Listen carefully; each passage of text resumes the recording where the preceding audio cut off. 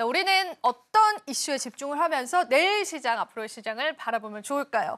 본부장님께서 오늘도 좀 어떤 이슈 골라와 주셨는지 네네. 한번 소개를 부탁드려보겠습니다.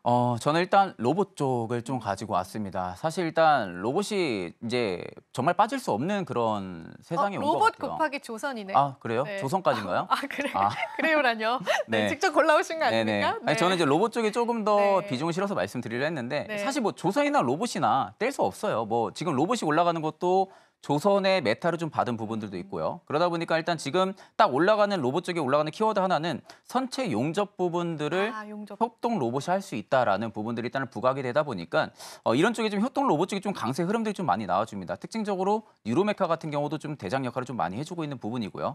반대로 뭐 레인보우 로보틱스 역시도 좀 대장 역할을 좀 많이 해주고 있는데 이게 아마 시대가 가면 갈수록 저는 협동 로봇 쪽이 부각이 더 많이 될 가능성이 높다고 봅니다. 네. 그러니까 지금 협동 로봇 관련 기업들 같은 경우도 어떻게 보면 조선이라는 게 또 새로운 시장이에요.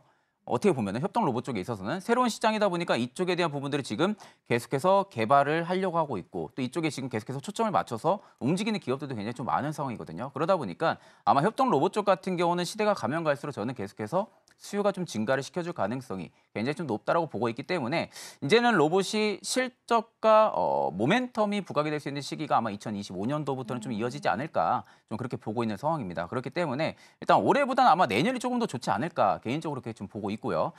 반대로 또 이제 조선 같은 경우는 지금 너무 좋아요.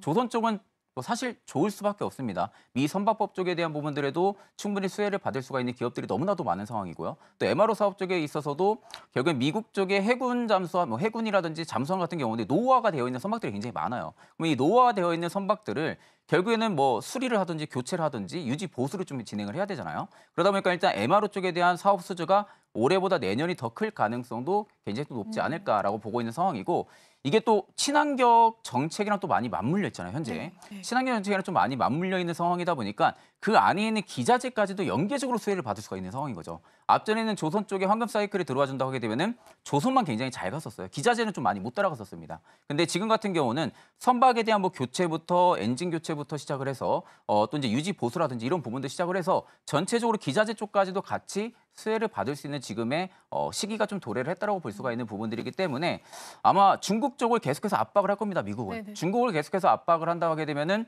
상대적으로 LNG선에 대한 부분들의 수혜가 충분히 더 이어질 가능성도 굉장히 좀 높다라고 보고 있고요. 그렇기 때문에 저는 오히려 조선이 보통 이렇게 황금 사이클이 들어오면은 아무리 못 가도 6개월, 1년은 갑니다. 아무리 못 가도. 맞아요. 예, 황금 사이클 한번 진짜 도래를 했다고 하게 되면은 조선주들 같은 경우 눌림은 분명히 있겠죠. 눌림은 있겠지만 전체적으로 저점을 꾸준하게 올려나가는 그 메타 자체가 못해도 6개월에서 1년 정도는 가는 그런 상승 메타이다 보니까 일단 저는 조선 쪽에 눌릴 때마다 그래도 조금씩은 관심을 가질 필요가 있다고 보고 있고 만약에 좀 가격적인 부담감이 느껴진다고 하게 되면은 저는 반대로 기자재 쪽 같은 경우도 좀 접근을 해보시는 것도 추천을 드리겠습니다. 사실 조선과 로봇은 이제 우리 투자자분들이 굉장히 많이 중복적으로 네. 들으셨을 만한 그렇죠. 그런 섹터인 것 같아요. 그래서 조금 저는 색다른 질문을 해보고 싶은 네네. 게 만약에 2025년 주도 섹터가 있다면 네. 둘 중에 한 가지를 고른다면 본부장님 왜 이렇게 빵 터지셨습니까? 네. 둘 중에 한 가지를 고른다면 로봇주와 조선주 중에서 어떤 섹터일 것이다라고 혹시 예상을 하실까요?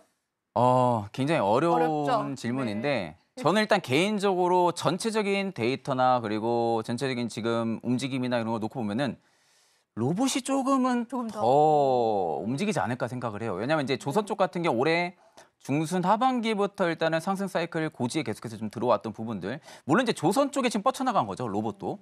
다만 일단은 조선의 필두로만 놓고 봤을 때는 조선이 진짜 어느 정도 지금 프리미엄 지금 반영은 대부분 되고 있는 것 같습니다. 맞아요. 프리미엄에 대한 부분들이 반영이 지금 조금씩 되고 있는 상황이고 그럼 만약에 여기서 조선이 내년 갔을 때 조금 더 긍정적인 이슈가 안 나온다라든지 혹은 리포트에 대한 부분들에 좀 부정적인 어떠한 좀 키워드가 좀 들어가 있다고 하게 되면은 전체적으로 좀 수급에 어떻게 보면 좀 출애도 조금은 나올 가능성도 좀 있지 않을까라고 보고 있거든요. 근데 반대로 로봇 쪽 같은 경우는 굉장히 가격이 많이 쌉니다. 지금 상황에서 사실 뭐 실적이 안 나온 부분들도 있지만 이 로봇이라는 것은 누구나 다 알고 있잖아요. 갈수록 계속 커질 수밖에 없다라는 그런 부분들 취지로 봤을 때는 가격적인 측면으로만 접근하면 저는 일단 로봇 쪽이 그래도 조금은 더 메리트가 있지 않을까 그렇게 보고 있습니다. 네.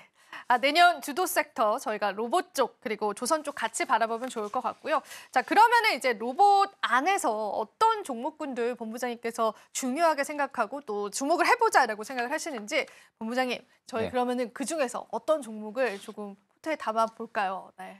저는 일단 뭐 로봇 쪽 하게 되면 레인보우 로보틱스일 것 같아요. 일단 사실 뭐 레인보우 로보틱스가 그래도 국내 로봇 기업들 중에서 실적이 잘 나오는 기업입니다. 실질적으로. 유일하게 또 흑자 전환을 또 했었던 작년에 이번 연도죠. 이번 연도에 흑자 전환을 또 했었던 기업이기도 하고요. 그렇다는 것은 결국 상대적으로 지금 레인보우 로보틱스가 가지고 있는 기술력이라든지 개발력 부분들이 계속해서 해외 쪽에서도 많은 러브콜을 좀 받고 있다라는 소리로 우리가 좀 알 수가 있는 부분들이고 이게 휴머노이드 로봇도 만들 줄 알고요. 협동 로봇도 만들 줄 알고 양팔형 로봇이 휴머노이드잖아요. 휴머노이드 로봇 쪽에 대한 부분들이 기술력이 조금 더 높은 기업입니다. 네. 그러면 결국에 휴머노이드 로봇도 마찬가지예요.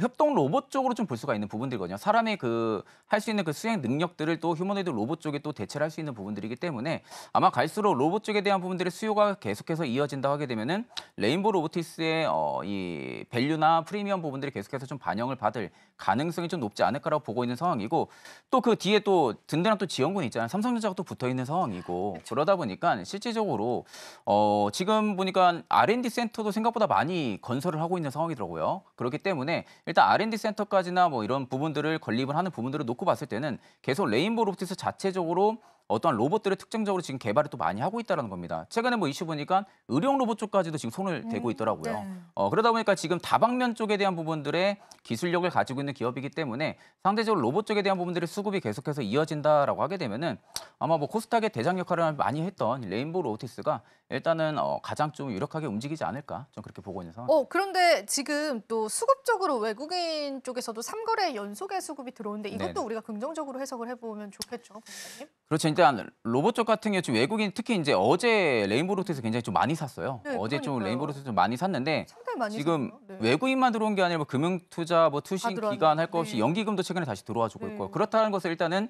로봇에 대한 이슈에 또 많은 관심을 가지고 있다는 소리를 우리가 알 수가 있고 근데 반대로 지금 개인 투자자분들은 매도를 하고 있잖아요. 이게 아마 많은 분들이 물려 있었던 물량들이 지금 나오는 게 그럴 아닌가라고 수도 생각을 있죠. 좀 할 네, 수가 있어요. 맞아요. 그러니까 지금 가격이 다시금 추세 반전을 일으키면서 위로 올라가고 있는 상황이다 보니까 일전에도 몇 번씩 위로 올려줬었잖아요. 근데 결국엔 또 다시 저항하고 아래로 빠지고 이런 부분들 때문에 그냥 좀 팔자. 이런 심리가 좀 강한 것 같아요. 근데 그 물량들을 일단 외국인 기관, 뭐 메이저 측에서 계속해서 받아주고 있는 모습들은 굉장히 좀 긍정적이라고 좀 바라볼 수가 있는 부분들이기 때문에 일단 저는 레인보우 로보틱스의 좀 기술 개발력이라든지 뭐 그리고 펀더멘탈이라든지 모멘텀 부분의 측면을 좀 보고 들어오는 물량들이 아닌가 좀 그렇게 생각을 하고 있습니다. 네. 그러면은 우리 얼마까지 볼 수 있을지 마지막으로 한번 여쭤보도록 저는 일단 개인적으로 네. 중장기적인 관점으로 보시는 게 맞지 않을까 싶어요. 이게 그래요? 로봇 쪽 같은 경우 단기적으로 좀 바라보기보다는요. 좀 중장기적으로 좀 바라봤을 때는 일단 가장 큰 고비는 15만 2천 원이라고 봅니다.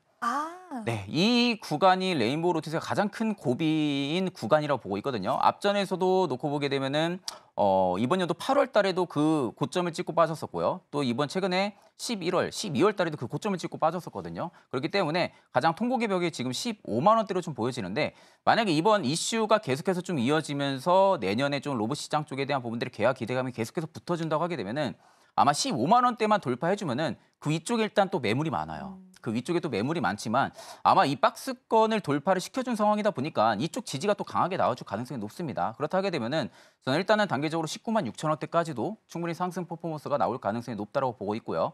19만 6천 원에서 한 20만 원대까지 그러니까 이제 19만 원에서 20만 원대까지 좀 레인지 박스권 잡으시고 좀 쭉 끌고 가보시는 것도 하나의 좀 방법이지 않을까 그렇게 보고 있는 상황입니다.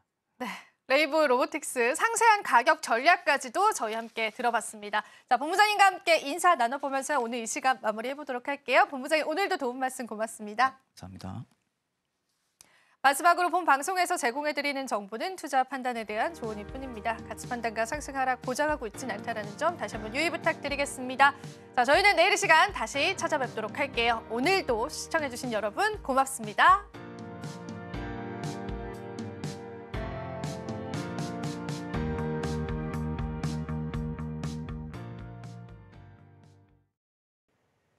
지금 바로 구독을 눌러보세요. 실시간 경제 뉴스, 투자 전문가들의 다양한 시황과 정확한 분석, 또 알찬 투자 정보까지 신뢰할 수 있는 저희 서울경제TV와 함께하세요.